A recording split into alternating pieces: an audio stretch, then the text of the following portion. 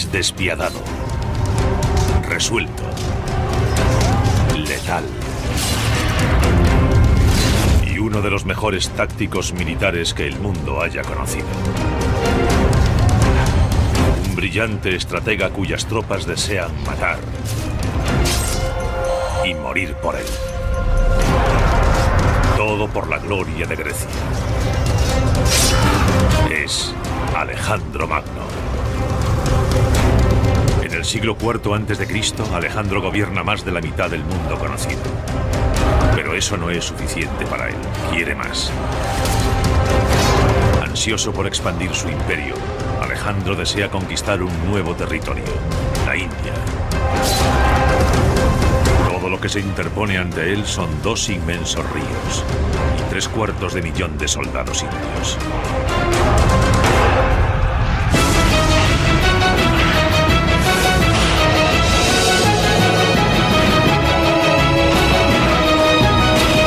Batallas legendarias.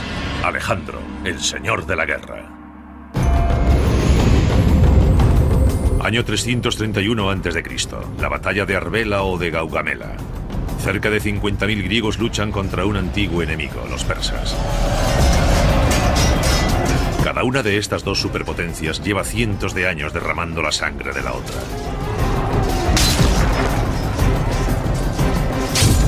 Los griegos se enfrentan a un enemigo que los dobla en número.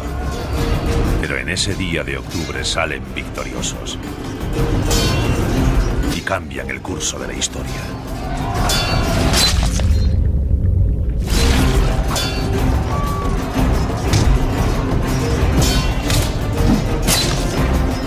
Y se lo deben a la brillantez táctica de su comandante. Alejandro Magno tiene entonces 25 años. Ha llegado su momento. Realmente Alejandro tiene un carisma increíble. Es guapo y con un físico fuerte y musculoso. Es muy carismático y sus soldados prácticamente lo adoran. En menos de 5 años había conseguido llevar a cabo un importante plan estratégico: la invasión y la destrucción del imperio persa. En 5 años logró eliminar la oposición interna y forzar una batalla crucial en el actual Irak, en las llanuras de Gaugamela, donde destruyó los restos del ejército persa. Por derecho de conquista, se convirtió en el emperador de toda Persia. Hay quien cree que Alejandro está predestinado a alcanzar la grandeza por su estirpe, que la familia de su padre desciende de Hércules y la de su madre de Aquiles. El imperio de Alejandro se extiende ahora desde Grecia hasta Egipto, hasta el actual Afganistán, uno de los mayores de toda la historia. Pero la sed de Alejandro de poder y gloria es insaciable. 5 años después de derrotar a los persas, Alejandro está listo para enfrentarse a un nuevo oponente. Marcha con 32.000 experimentados soldados a lo largo de las orillas del río Indo, listo para su próxima conquista, la India.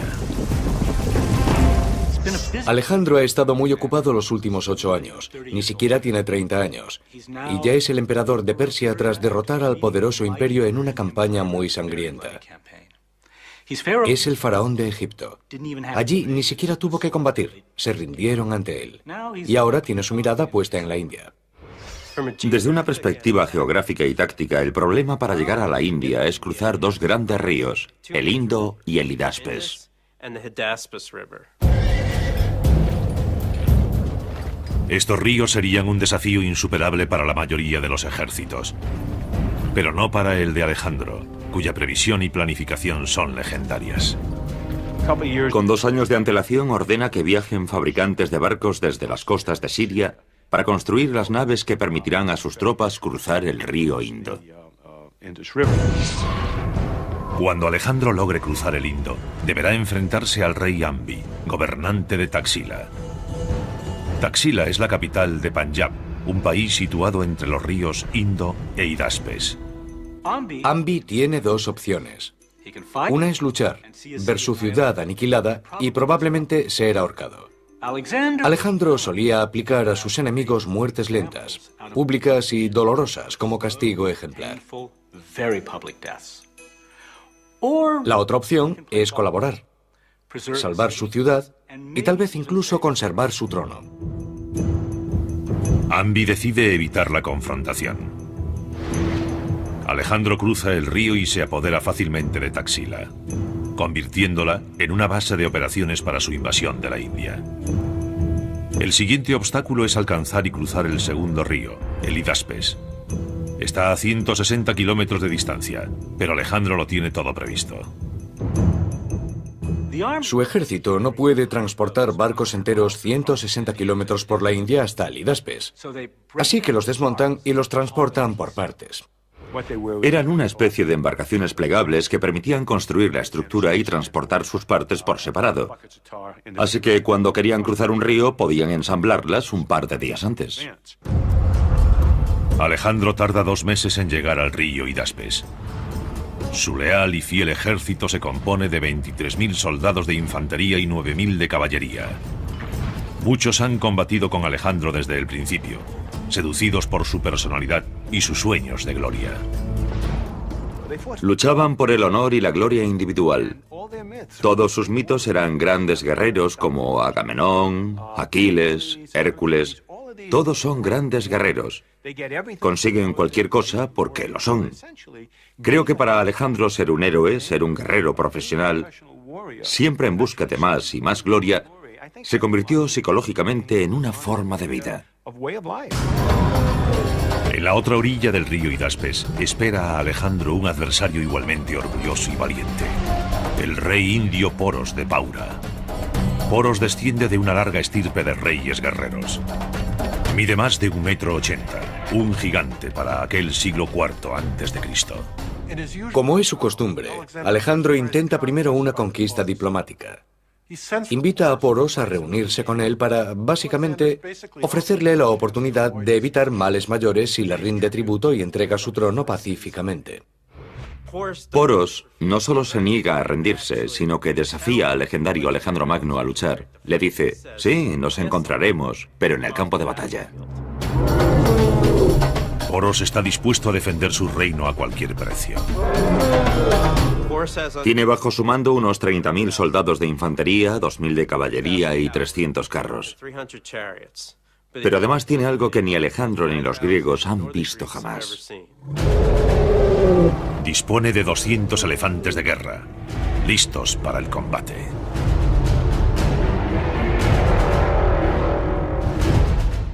El elefante era un elemento bélico muy desarrollado en el ejército indio.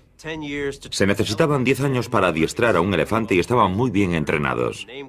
Respondían a sus nombres a toques de silbato y combatían. Intentemos imaginar la situación. Poros está en la orilla este del río Hidaspes, dispuesto a impedir que Alejandro lo cruce. En la orilla oeste se encuentra el ejército de Alejandro, y entre ambos fluye un río bastante ancho, bastante profundo y bastante rápido, el Hidaspes. Alejandro se enfrenta a un gran desafío: lograr que su ejército de 32.000 hombres cruce el río embravecido sin perder el crucial factor sorpresa. Si se limita a cruzar justo delante de Poros, sus soldados serán blancos fáciles. El ejército indio los eliminará fácilmente uno a uno con sus flechas en medio de la corriente o al intentar llegar a la otra orilla. Alejandro necesita un plan táctico y pone en marcha una increíble partida del juego del gato y el ratón. En caso de duda hay que engañar y fingir. Comienza con el simple hecho de encargar suministros logísticos de grano. Comienzan a llegar envíos de cereales y lo hace por una razón psicológica. Estamos a finales de primavera o comienzos de verano. La conclusión es que no tiene intención de cruzar por ahora, sino hacerlo cuando la corriente y la profundidad del río sean menores. Poros está convencido de que no cruzarán hasta la siguiente estación, y Alejandro moviliza a sus hombres. En la segunda etapa del engaño, movilizó parte de su ejército, sobre todo la caballería, pero también algo de infantería, y ordenó que marchasen por la orilla, corriente arriba, corriente abajo, arriba y abajo. En un principio eso haría pensar a Poros que estaba buscando un lugar para cruzar, Quizás sea para utilizarlo en un futuro, pero está buscando un lugar para cruzar. Muy bien, averiguaré por dónde va a cruzar y desplegaré mis tropas contra él. Así que Poros y su ejército comienzan a seguir a Alejandro por la orilla opuesta. Poros sigue los movimientos de las tropas griegas con todo su ejército. Esto pudo prolongarse una semana o dos y Alejandro siempre ha regresado al campamento, por lo que Poros piensa, esto no tiene sentido. Aunque esté buscando un lugar para cruzar, no hay necesidad de que haga marchar a todo mi ejército arriba y abajo por la orilla. Y lo que hace es establecer vigías en su orilla del río.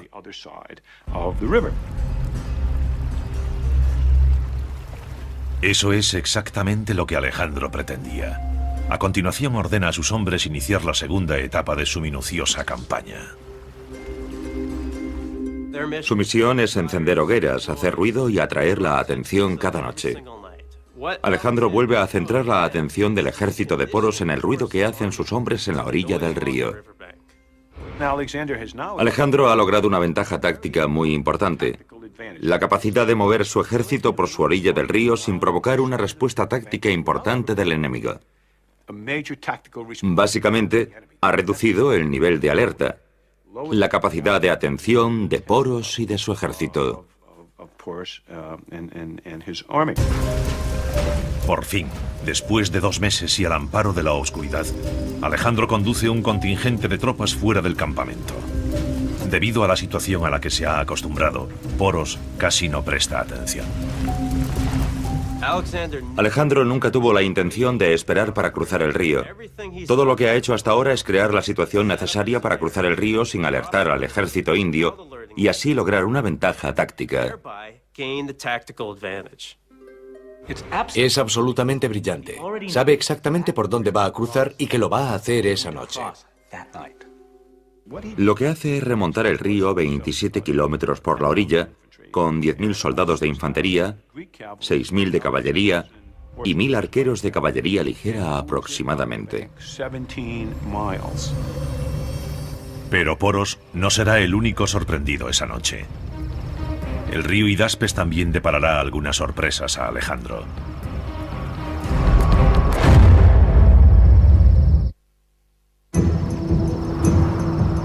Año 326 a.C. Es medianoche, y Alejandro Magno está a punto de conducir a unos 20.000 soldados a través de un río embravecido en la India. Lleva 2 meses preparando esta sorpresa. Horas antes, Alejandro había llevado a su tropa a 27 kilómetros de su campamento principal, remontando el Hidaspes. Por ahí es por donde cruzarán. El ejército de Alejandro es una máquina de guerra bien engrasada y experimentada. Llevan buena parte de una década mejorando y actualizándose con cada campaña. 3 años antes se enfrentaron a uno de sus mayores desafíos contra los nómadas de Asia Central. La batalla se desarrolló cerca de Bactria y Sogdiana, los actuales Afganistán y Pakistán, las provincias más orientales del imperio de Alejandro.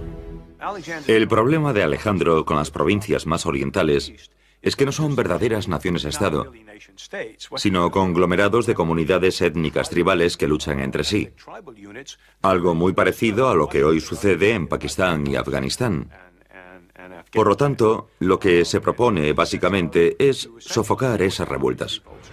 Los habitantes de Asia Central son tribus nómadas de pastores que proceden de las orillas del Mar Caspio. Son duros, tienen que serlo para sobrevivir en las escarpadas montañas de Afganistán.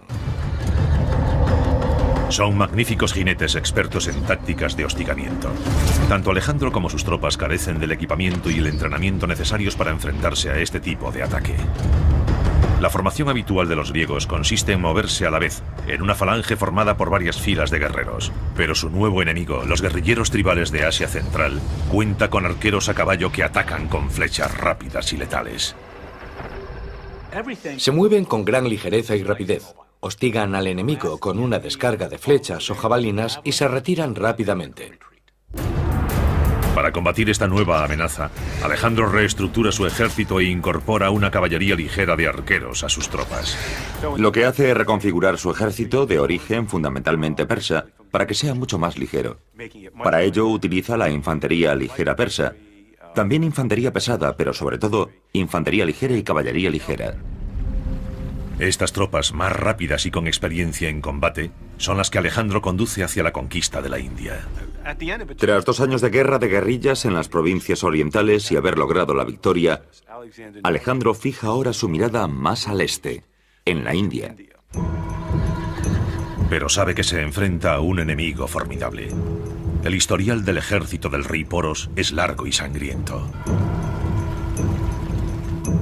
La India se compone en esa época de 16 reinos regionales, cada uno en constante lucha con los demás por el dominio.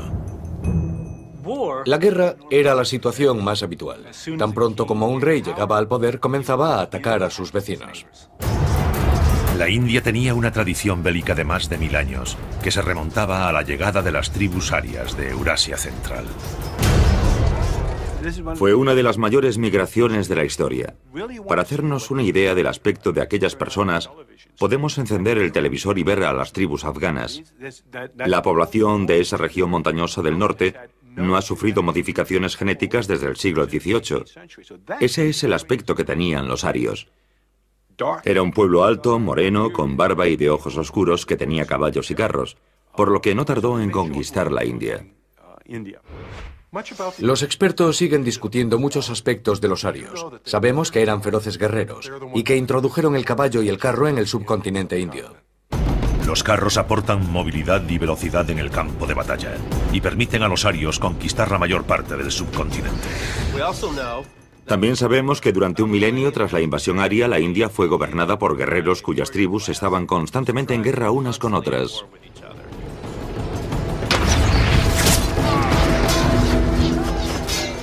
La India posee yacimientos de oro y otros metales. Los arios saben construir armas tan sofisticadas como las de cualquier otro ejército. En el Ramayana, un poema épico indio de los primeros siglos antes de Cristo, el villano, Ravana, es representado portando 18 armas diferentes en otras tantas manos. Una jabalina, una espada curva, 3 hachas de combate diferentes, todas las armas que podamos imaginar. Y ese arsenal representa el que los distintos ejércitos indios utilizaban en esa época. Los antiguos reinos de la India habían perfeccionado mucho el arte de la guerra. Un arte del que Poros es un maestro. Ahora espera para defender la India de un nuevo invasor, Alejandro. Poros cree que dispone de tiempo para descubrir cuándo Alejandro cruzará el Hidaspes, pero ha sido engañado. Alejandro lo está cruzando ahora mismo 27 kilómetros río arriba. 10.000 soldados griegos de infantería, 6.000 de caballería pesada y 1.000 arqueros asiáticos de caballería ligera se lanzan a las aguas embravecidas. Hay tormenta, cruzan en plena noche y está nublado. La oscuridad es total. Se lanzan a las aguas embravecidas casi a ciegas. Es algo aterrador. La intensa corriente agita las endebles embarcaciones plegables de los griegos. Algunos soldados utilizan pieles de cabra llenas de paja para mantenerse a flote. Los caballos irían nadando delante de los soldados o tirarían de ellos por las riendas. Están cruzando el río durante la noche, es una maniobra bastante complicada. Peor aún, empieza a llover y a soplar el viento. Sin embargo, una gran tormenta beneficiaría a Alejandro, ya que eso disimularía el ruido y mantendría a los vigías de Poros a cubierto. Alejandro está seguro de haber elegido bien el lugar por el que cruzar, pero lo que él considera la otra orilla del río es en realidad una isla que divide el río en dos. Cruza el río, llega a la isla, la atraviesa por un estrecho desfiladero en el que puede ocultar sus tropas de Poros y descubre horrorizado que no está en la otra orilla. No es la orilla opuesta, sino una isla. Descubren otra isla oculta detrás de la primera. Los griegos han de cruzar el río 2 veces más y el tiempo se agota. Alejandro acaba de cometer uno de los pocos errores tácticos de su carrera. Cuando buscó el lugar por donde cruzar, no envió nadadores a la otra orilla. Vio una isla y la orilla detrás de ella. Pero lo que él consideraba la otra orilla era otra isla. Y ahora piensa, ¿qué vamos a hacer? El río es demasiado profundo. Así que recorren la isla hasta que encuentran un lugar donde el agua les llega hasta el pecho y cruzan por allí nadando y arrastrando sus equipos hasta llegar a la otra isla. Está amaneciendo, Tienen hambre y frío, y están empapados, pero aún así alcanzan la otra orilla del río. Poco tiempo después, los vigías descubren lo que ocurre y un jinete informa a Poros de que Alejandro ha logrado cruzar y avanza hacia él con sus tropas. Poros se enfrenta a un dilema. Sus vigías dicen que Alejandro ha cruzado el Hidaspes, pero enfrente de su campamento ve un gran número de tropas griegas. Alejandro, astutamente, había dividido su ejército la noche anterior. Unos 15.000 soldados cruzaron el río, pero otros 12.000 se quedaron en el campamento. Dejando esas tropas en la otra orilla impide que Poros se mueva porque ignora por completo si Alejandro ha movilizado el grueso de su tropa o se trata de un señuelo. Si así lo cree, el grueso del ejército enemigo cruzará delante de él y estará entre la espada y la pared. ¿O será aquel el ataque principal?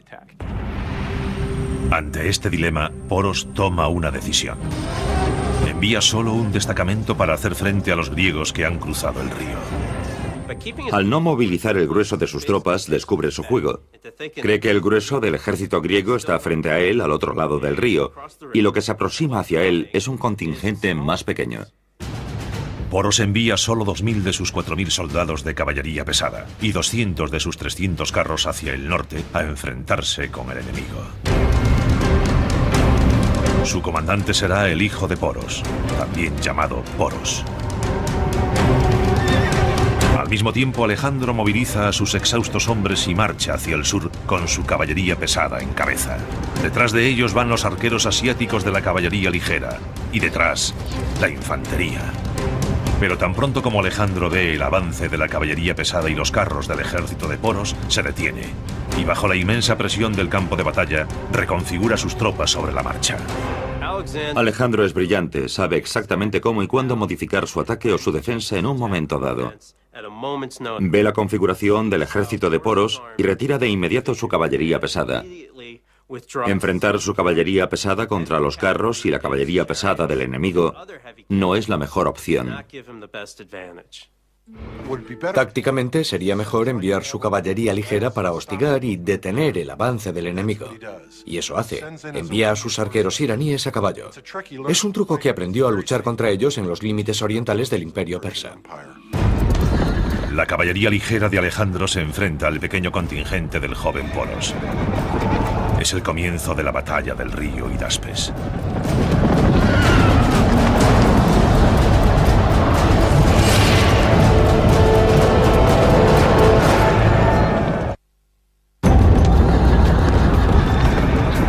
Año 336 a.C. La batalla del río Hidaspes, una de las más brutales de la historia, ha comenzado. La infantería ligera de Alejandro Magno intenta impedir con sus flechas el avance de los soldados indios. Los arqueros griegos utilizan un arco compuesto muy sofisticado. Está hecho de cuerno y tendones de las patas de ciervos o antílopes salvajes. El modus operandi de los arqueros a caballo de Alejandro es atacar y huir.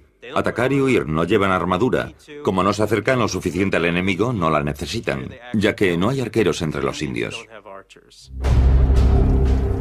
Protegen sus cabezas con gruesos turbantes de algodón y sus torsos con una armadura acolchada, sorprendentemente resistente.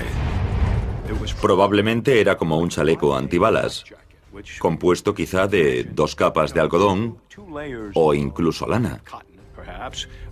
Entre esas 2 capas habría algodón sin procesar. Lo crean o no, las fibras de algodón en ramas sin procesar bastan para parar una flecha. Los arqueros a caballo de Alejandro detienen a las tropas indias y las inmovilizan.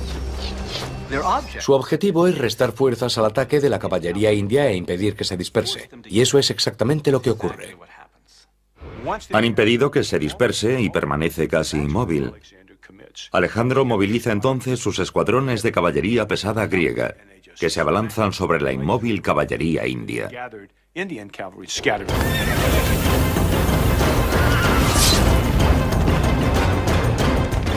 El copis está diseñado para masacrar. Tiene una hoja curvada hacia adelante para obtener el máximo impacto al golpear hacia abajo. Se trata de una antigua herramienta de carnicero, perfecta para la carne y los enemigos. Los carros de arqueros indios lanzan un torrente de flechas contra la infantería de Alejandro. Pero un pequeño escudo de madera cubierto de bronce protege a la infantería griega. Las flechas indias cumplen su cometido, pero las condiciones del campo de batalla favorecen a Alejandro. La lluvia de la noche anterior ha convertido el campo de batalla en un barrizal. Los carros son muy pesados y sus ruedas cubiertas de hierro no pueden maniobrar. Son totalmente inútiles en el barro. Los indios son superados numérica y tácticamente. Mueren casi 500 jinetes indios.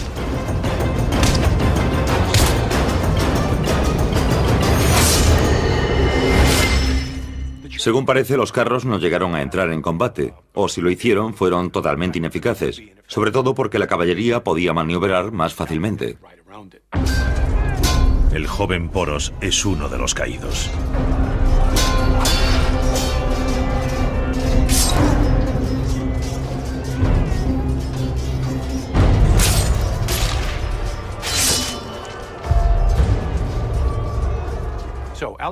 Básicamente, Alejandro ha destruido y barrido la tropa de reconocimiento que Poros ha enviado. Los supervivientes se retiran al campamento de Poros. Le comunican que su hijo está muerto, que sin duda es Alejandro quien dirige el grueso de su ejército y que se dirige al lugar donde están. Poros comprende que el objetivo del contingente griego de la otra orilla del río no es otro que mantenerlo en ese lugar. Poros sigue sufriendo la amenaza de un ataque a través del río, así que deja allí un contingente importante como retaguardia para hacer frente a ese posible ataque. Hace salir al resto de su ejército del campamento y lo dirige río arriba al encuentro de Alejandro. Unas 3 horas más tarde se detiene en un campo de batalla favorable. Según los textos, Poros desplegó su ejército en el primer lugar en el que encontró el terreno seco. ¿Por qué lo haría? Por 2 razones. La primera porque tenía 200 carros a su disposición. La segunda son los elefantes, que son pesados y no sirven de nada si resbalan continuamente. Poros posiciona su ejército. Pocos kilómetros al norte, Alejandro refuerza el suyo. Antes de cruzar el Hidaspes, además de dividir su ejército, había situado refuerzos a mitad de camino entre su campamento principal y el lugar por el que cruzaría el río. Por lo tanto, durante la noche no había dividido su ejército en 2 contingentes, sino en 3. Y estos refuerzos, unos 4.500 soldados de infantería y 3.000 de caballería, son tropas frescas. Han dormido algo, han recorrido la mitad de la distancia que el grupo de Alejandro y todavía no han entrado en combate.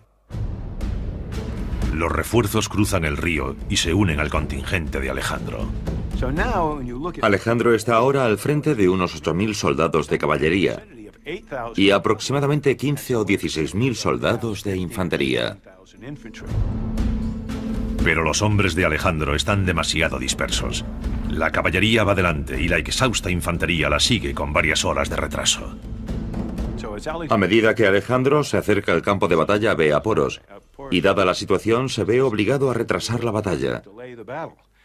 Y lo hace ordenando avanzar a sus arqueros iraníes a caballo, que comienzan a hacer pasadas ante el enemigo lanzando flechas.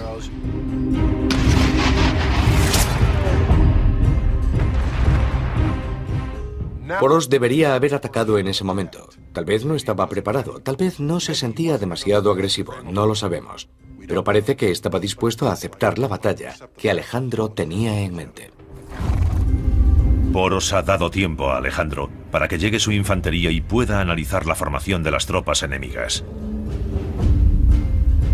Ve ante sí una línea de 200 elefantes de guerra con experiencia en combate. Detrás de los elefantes, una línea aún más larga de 30.000 soldados de infantería. Y en cada ala, una brigada de 1.000 soldados de caballería para proteger los flancos. La infantería de Alejandro es la mitad que la del enemigo, así que su intención es que se libre una batalla de caballería en lugar de una batalla de infantería. Pero hay un problema, los elefantes.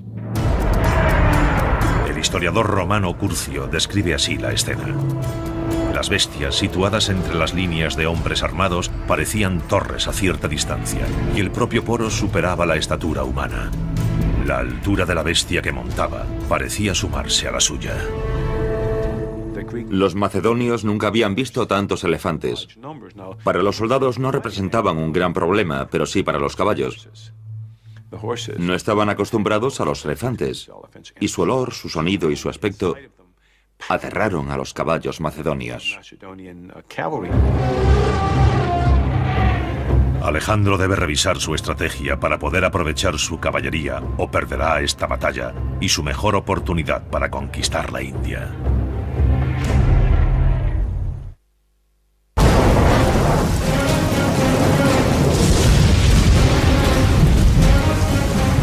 Alejandro ha pasado una dura noche cruzando el río Hidaspes.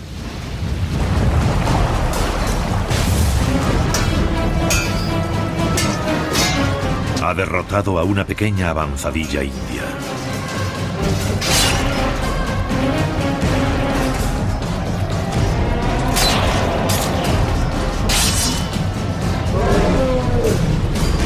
Y ahora está a punto de lanzar su ataque contra el grueso del ejército indio. La infantería india duplica en número a la griega. Alejandro sabe que su fuerza reside en su caballería, 4 veces mayor que la india. La clave reside en evitar una batalla de infantería. Alejandro tenía la gran habilidad de analizar rápidamente el campo de batalla y de crear una estrategia que le diese ventaja. Alejandro despliega su escuadrón de caballería de 4.000 jinetes hacia el flanco izquierdo de Poros. Poros solo dispone de 2.000 soldados de caballería, 1 millar en cada flanco. Poros ordena a su caballería del flanco derecho abandonar su posición, cabalgar por detrás de la línea de combate y reforzar el flanco izquierdo. Y ese es el error que Alejandro ha estado esperando. Ordena que Coeno, uno de sus comandantes y 2.000 de sus soldados de caballería que se dirigían hacia el flanco izquierdo de Poros, cambien de dirección y ataquen el indefenso flanco derecho. Los 2.000 jinetes llegan al flanco derecho, donde no hay nadie con quien luchar. Giran a la derecha y cabalgan hasta situarse tras las posiciones de los indios. Es una situación extraña que se debe a la brillantez táctica de Alejandro. Coeno y los 2.000 soldados de caballería se sitúan detrás de las líneas indias, y Alejandro ordena a sus arqueros a caballo que descarguen sus mortíferas flechas sobre la caballería india una y otra vez. Entonces, Alejandro ordena a su brigada de élite de 2.000 jinetes que superen a galope tendido por la derecha el flanco izquierdo de Poros. Poros hizo lo que cualquier comandante habría hecho. Intenta desplegar su flanco izquierdo. Ordena a su flanco izquierdo que cambie su posición hacia la izquierda, lo que implica abandonar sus posiciones. Forman una columna de marcha y comienzan a moverse hacia la izquierda para evitar ser superados. A medida que los indios comienzan a marchar hacia la izquierda y con Coeno también en movimiento, Alejandro vuelve a cambiar de dirección. En lugar de rodear el flanco izquierdo de Poros, ordena un movimiento hacia el interior y logra aislar el ala izquierda del grueso del ejército enemigo. Al mismo tiempo, Coeno, que ha rodeado todo el campo de batalla, llega a lo que llamamos Schwerpunkt, el punto decisivo de la batalla, y ataca el flanco izquierdo del ejército de Poros. La situación de Poros es exactamente la que Alejandro quería. Su ala izquierda está destrozada y su caballería destruida. Alejandro siempre parece alcanzar en cada batalla un punto crucial en el que cambiar la táctica. Un punto crucial en el que, en lugar de dirigirse hacia el exterior, lo hace hacia el interior. Se dirige hacia una brecha en vez de rodearla. Hacerlo y permanecer al mismo tiempo con sus tropas denota un talento poco común. Alejandro lanza ahora su infantería pesada contra el centro del ejército indio, pero Poros no está dispuesto a rendirse. Ordena atacar a sus arqueros. El arco indio mide 1,82 m y está hecho de bambú resistente y flexible. Para extenderlo totalmente, el arquero debe anclar el arco en el suelo y sujetarlo con un pie. Su enorme tamaño le proporciona una potencia inigualable. Sus flechas con punta de hueso o metal pueden penetrar cualquier armadura. Sin embargo, debido al mal tiempo, los arcos son ineficaces. La noche anterior había llovido, y aquellos miles de soldados, caballos y elefantes convirtieron el terreno en barro. El ejército indio no estaba acostumbrado a luchar durante la temporada de lluvias. Sus arqueros no podían anclar sus arcos. Fue un duro golpe para Poros, que perdió una de sus armas más poderosas. Con su flanco izquierdo destruido, el ejército de Poros se reduce a su infantería, sus poderosos elefantes de guerra y sus arqueros. No se luchaba solo contra los elefantes. Transportaban una plataforma para soldados con arcos o lanzas. A su lado marchaban 13 soldados de infantería, como los que protegen hoy los tanques. Pero los elefantes tienen un punto débil, sus ojos. La infantería griega intenta alcanzar su objetivo. Imaginen lo que ocurre si un elefante pierde un ojo. Se vuelve loco, y un elefante es un animal enorme. En medio del caos, Alejandro ataca el centro del ejército indio y pulveriza su flanco. A pesar de estar atrapado en un doble ataque mortal, Poros continúa luchando. El centro se colapsa. Es un enorme caos de 10 o 12.000 hombres, animales, carros, burros, caballos, de todo. No pueden moverse. La infantería sigue presionándolos, y también la caballería desde el flanco. Este tipo de batallas que se desarrollan en campo abierto no suelen causar muchas bajas. Pero cuando se llega al combate cuerpo a cuerpo se vuelve sangrienta y terrible porque no se puede maniobrar. Y tampoco escapar. El problema de la batalla del Hidaspes fue la falta de escapatoria. Es un brutal combate cuerpo a cuerpo. Los animales son descuartizados. La batalla del Hidaspes se convierte en una matanza espantosa. Alejandro y sus tropas están destruyendo al ejército indio en la batalla del río Hidaspes. Alejandro ordena a lo que queda de su caballería cabalgar alrededor de esa masa de hombres temblorosos y asustados. El ejército de Poros está atrapado en una trampa mortal. No puede maniobrar. 10.000 seres humanos son presionados por otros 8.000 en una verdadera carnicería.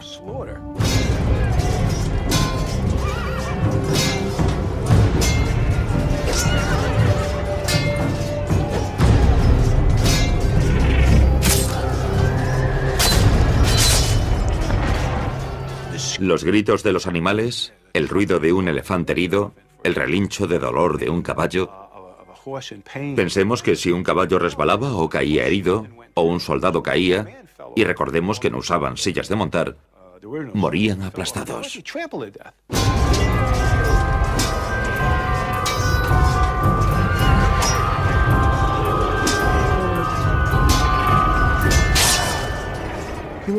Seres humanos heridos por espadas, lanzas o hachas, el ruido y los gritos. El campo de batalla se cubre de sangre, vísceras y trozos de carne humana. Y el olor. Un olor horrible. Un elefante, como muchos otros animales, defeca cuando es herido. Intenten imaginarlo. Un ruido, un olor y un horror absolutamente terribles.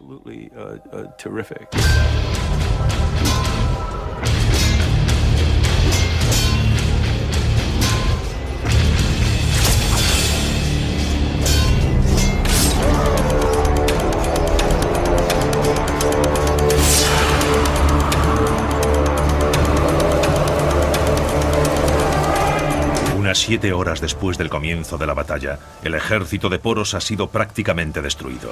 Pero Poros sobrevive. El ejército de Poros no ha sido destruido por completo, pero probablemente ha perdido unas 3/4 partes. Él mismo sigue luchando malherido.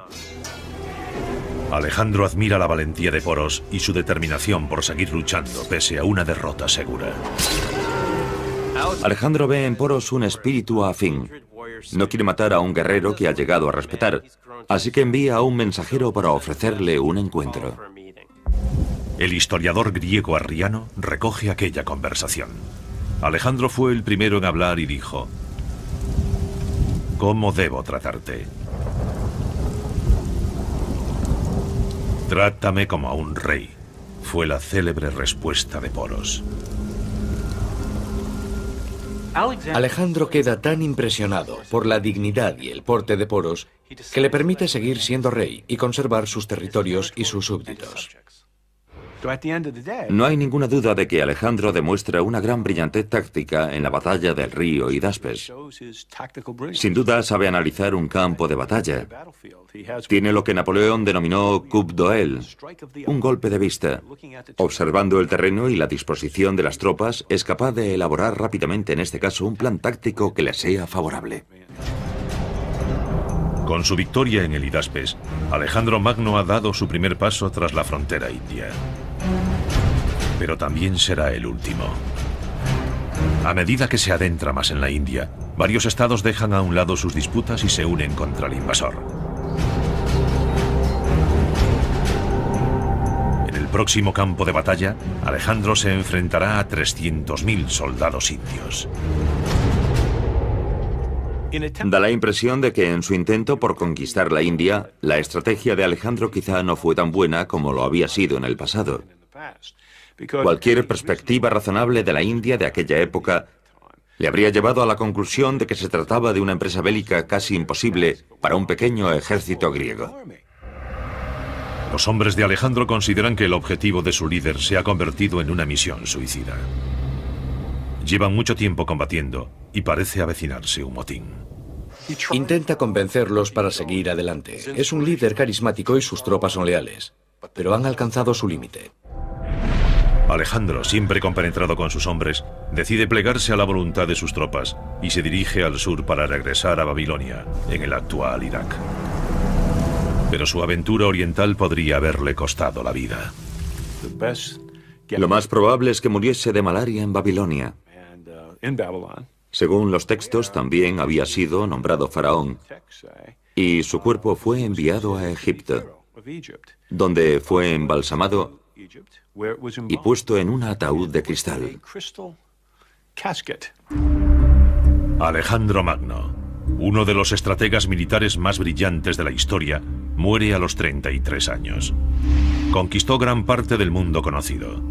Su historial y su capacidad de liderazgo han inspirado a otros grandes militares a lo largo de la historia.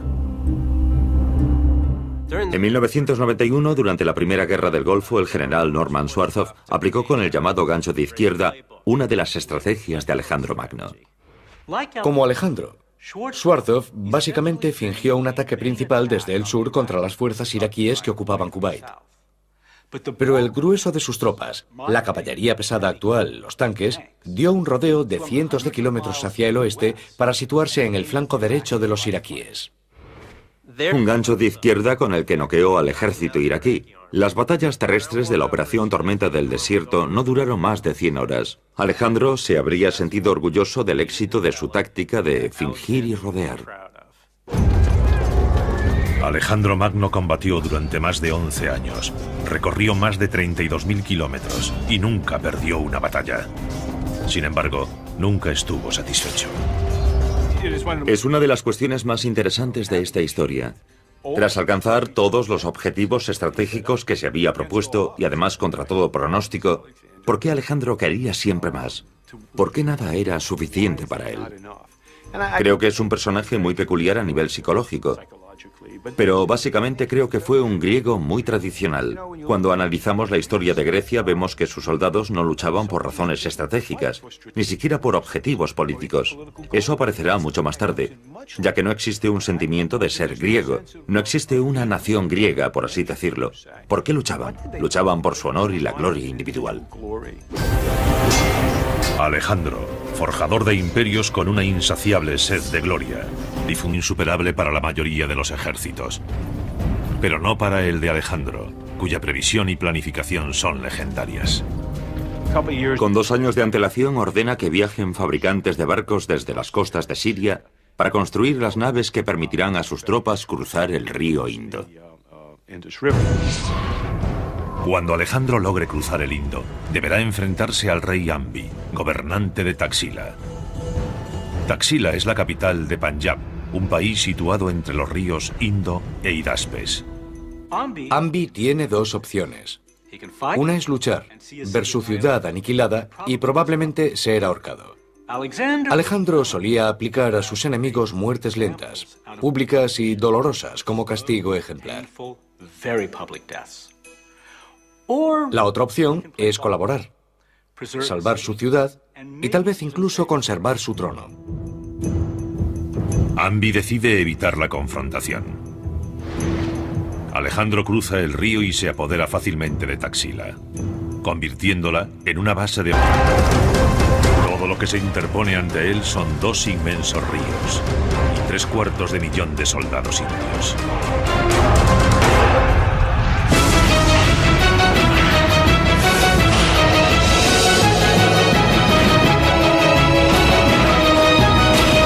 Batallas legendarias. Alejandro, el señor de la guerra. Año 331 a.C., la batalla de Arbela o de Gaugamela. Cerca de 50.000 griegos luchan contra un antiguo enemigo, los persas. Cada una de estas dos superpotencias lleva cientos de años derramando la sangre de la otra.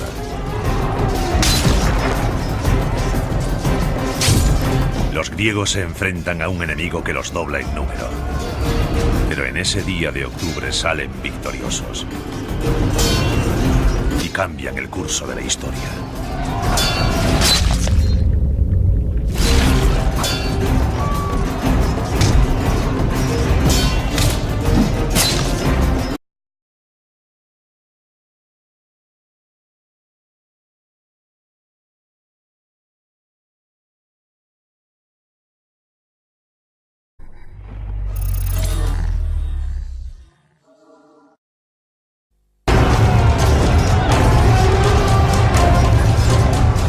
Es despiadado, resuelto, letal y uno de los mejores tácticos militares que el mundo haya conocido. Un brillante estratega cuyas tropas desean matar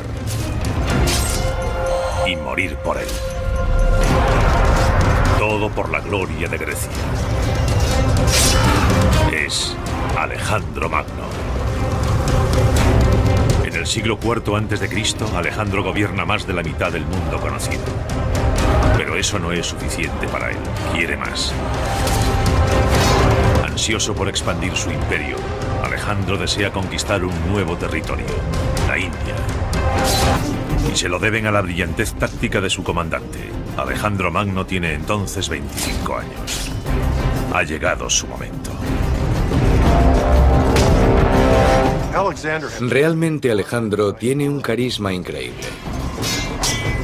Es guapo y con un físico fuerte y musculoso. Es muy carismático y sus soldados prácticamente lo adoran.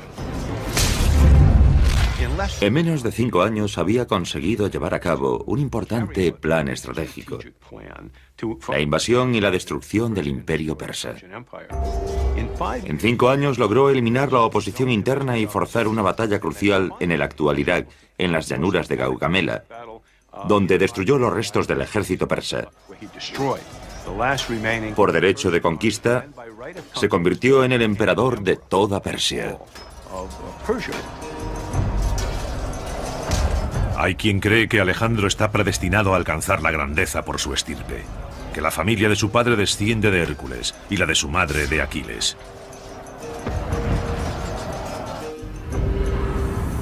El imperio de Alejandro se extiende ahora desde Grecia hasta Egipto, hasta el actual Afganistán, uno de los mayores de toda la historia.